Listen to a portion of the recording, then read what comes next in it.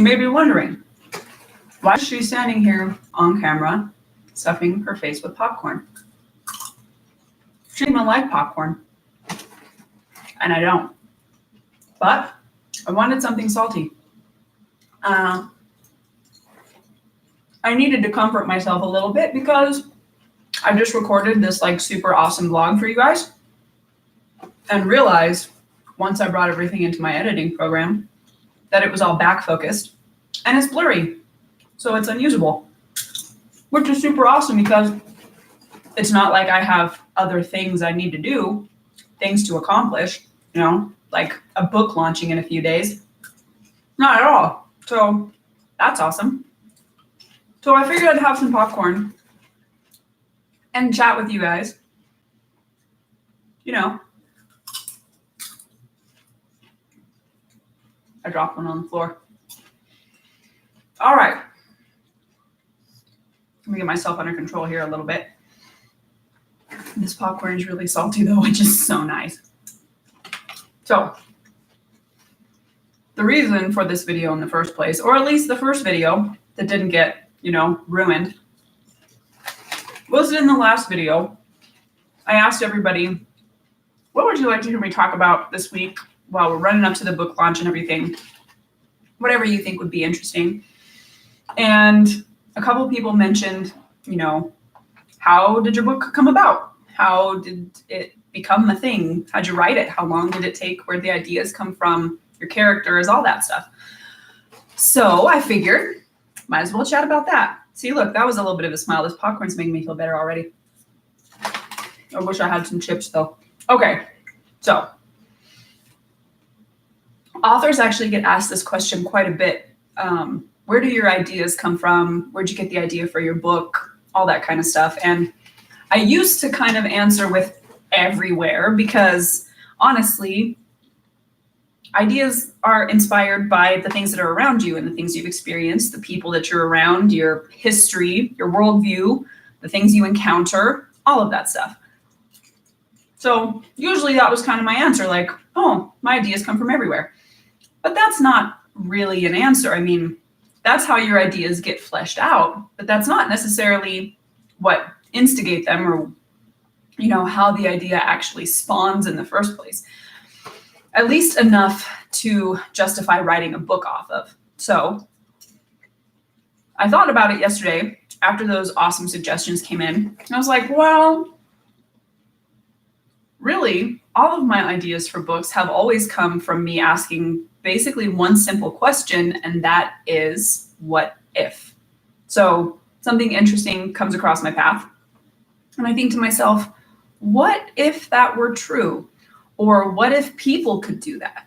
Or what if that happened in a different world? Or what if there was magic after the apocalypse?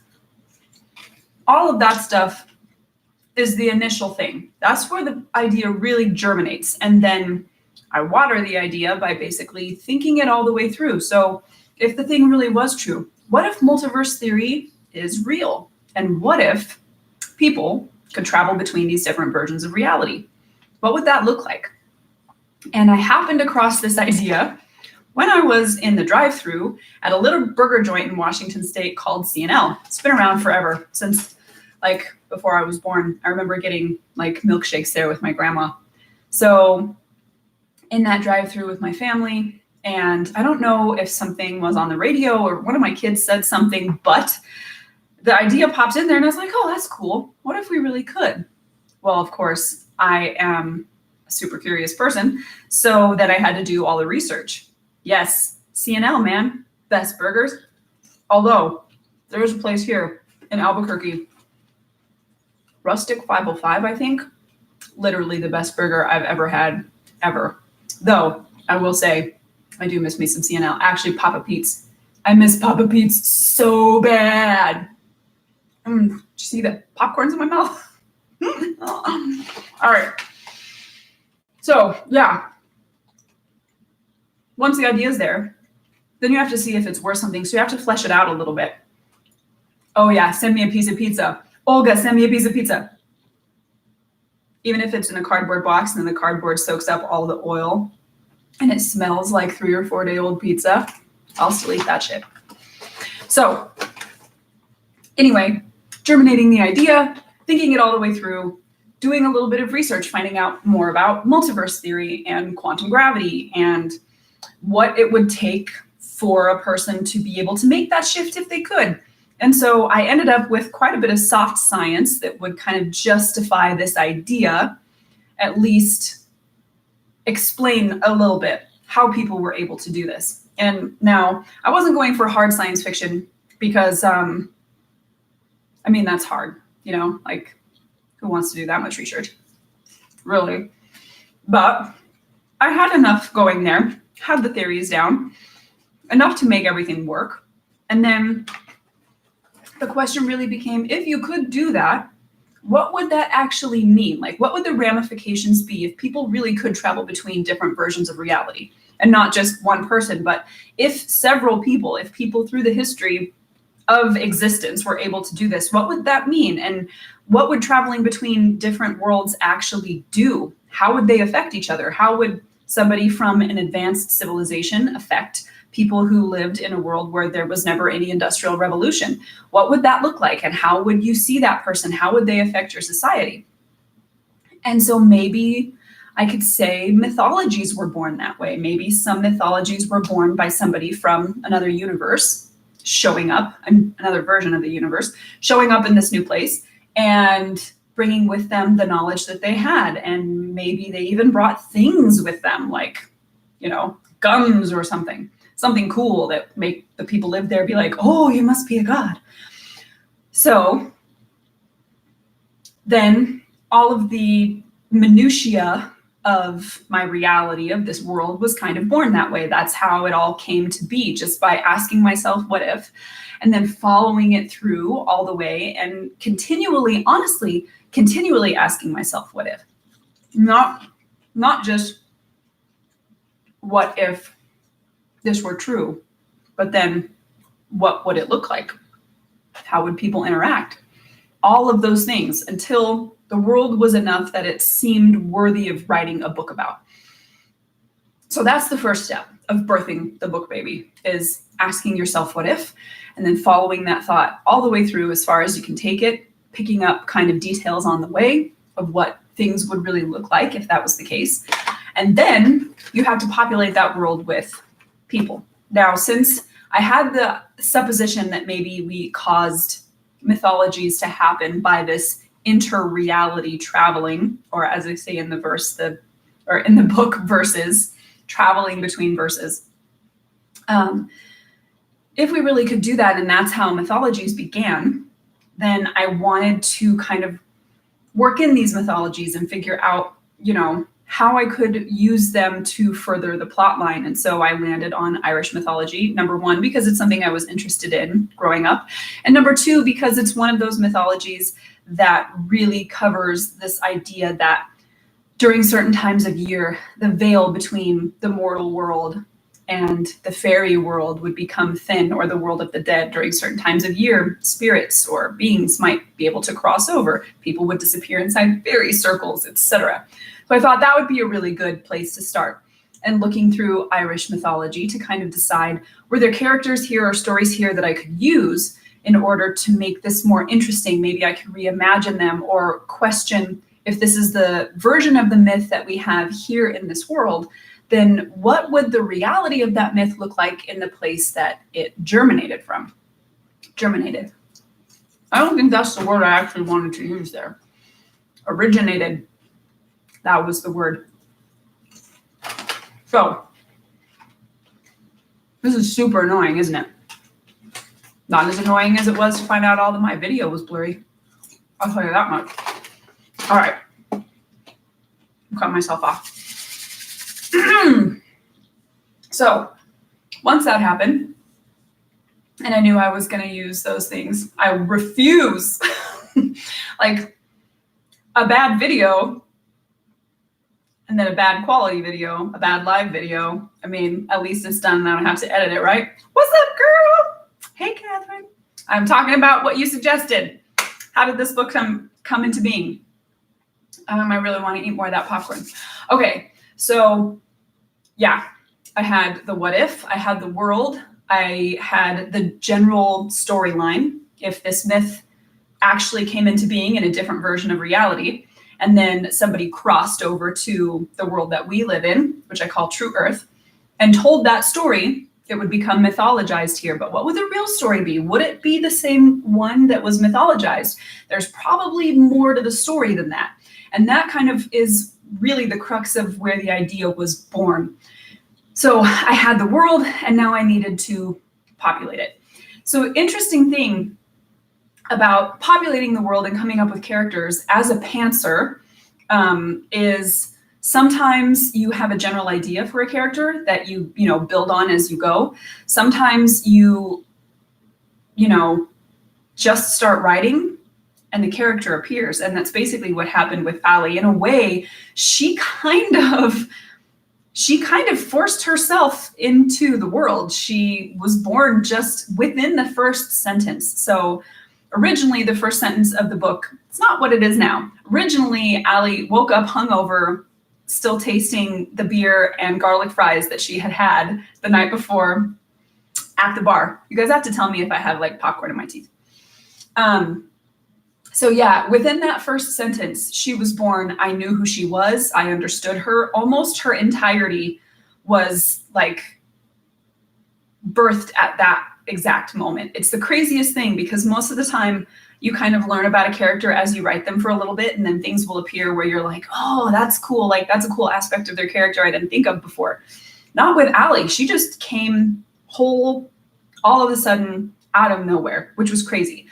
And then once I had her, and I had her tied into this storyline that maybe the mythologies don't come from where we think they do, and maybe there's more to them than we thought, then the writing process just kind of went. And I really believe that humans are storyteller by nature.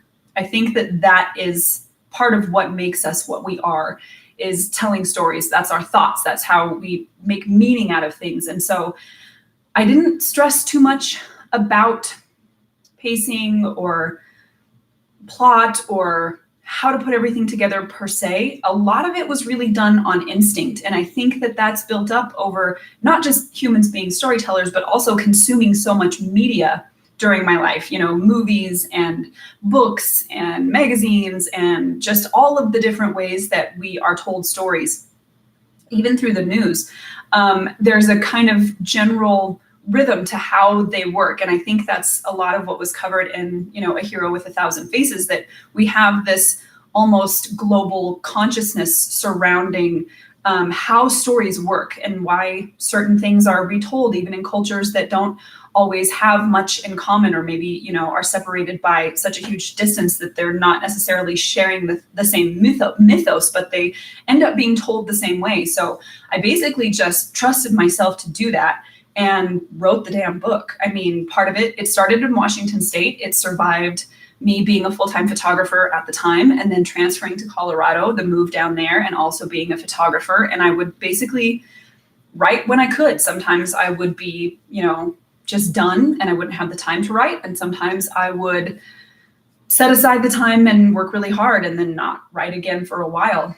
But then this crazy frenzy starts to happen when you're toward the end of a book, where you can kind of taste the finish line and you start really just writing like a man on fire. I mean, I finished the book in kind of one mad fell swoop, where I was writing all day long while my kids were at school. And then in the evenings, after my poor husband fall asleep in bed next to me snoring, and I'm up on my laptop, like working away like a troll, in a cave, like polishing a diamond, oh, this is my masterpiece.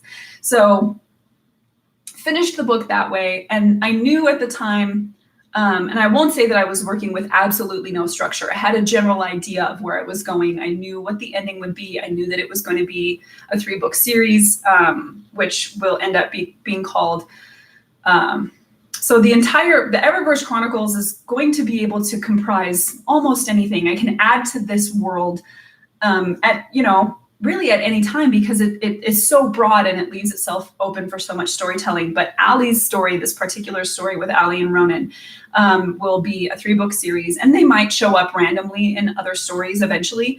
But right now, it's a 3-book series, which will be the founding series, since it's the founding lie, or the laws of founding, the founding lie, and then the final book, which will be the founding war. So I knew that the kind of broad strokes of what that was all going to be. I still have popcorn, man. But all of the finer points were things that came about just during the writing process. And then, of course, were refined in the forge of the editing fires.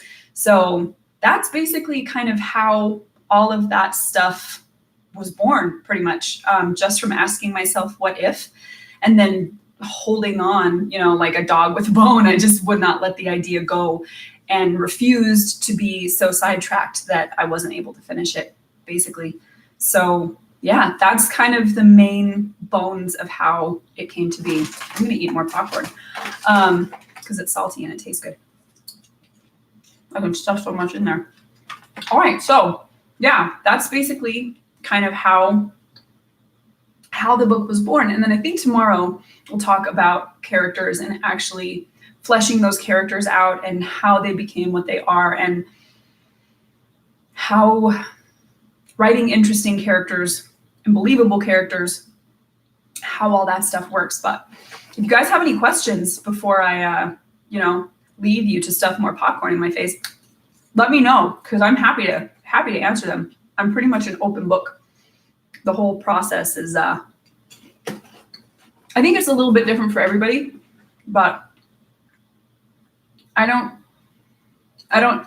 that what I do when I'm writing or conceptualizing, pre-planning is any different than what anybody else does. Oh, I brought more popcorn. Sissy. Look. Ooh, popcorns. You want a popcorn? Sissy's a Hoover. She can have the popcorn. Cool. All right, guys. So yeah, that's basically how that all worked. I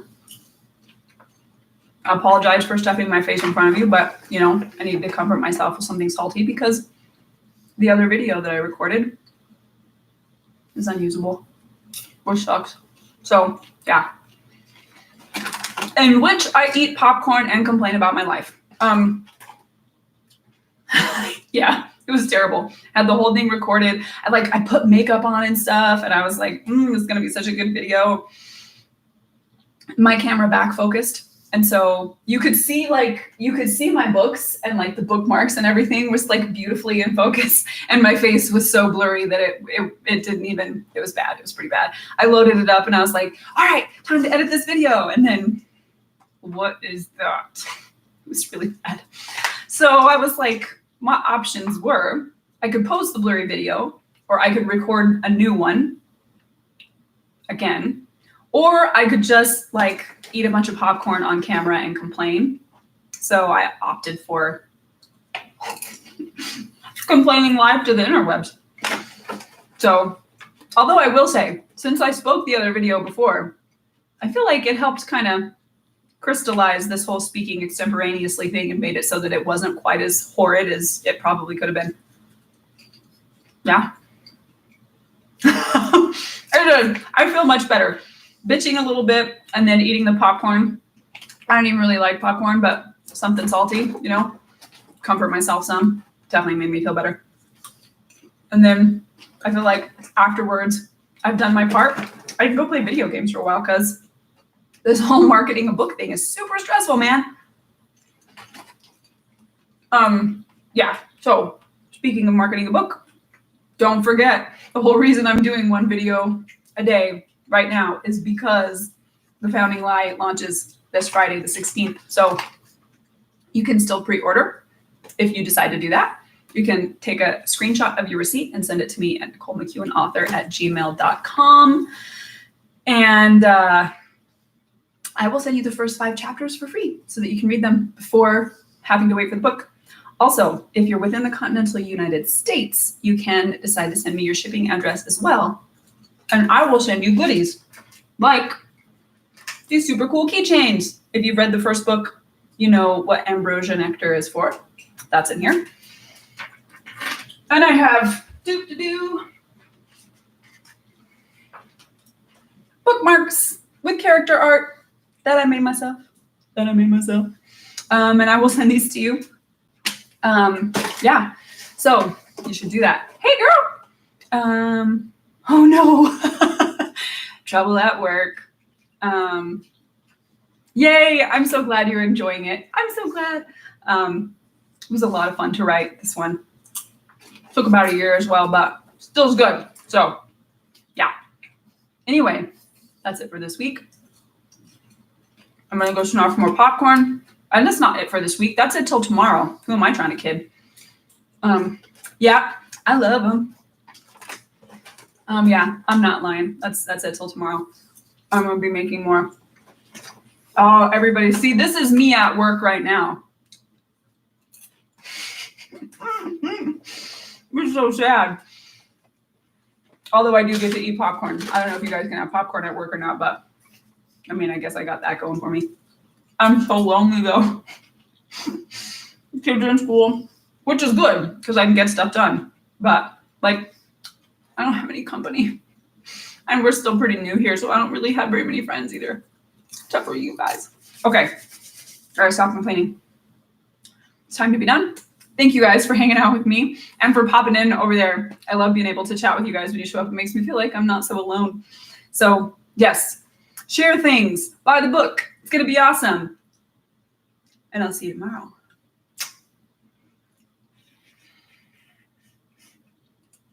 If I can stop this thing. Oh, there it is. I got it.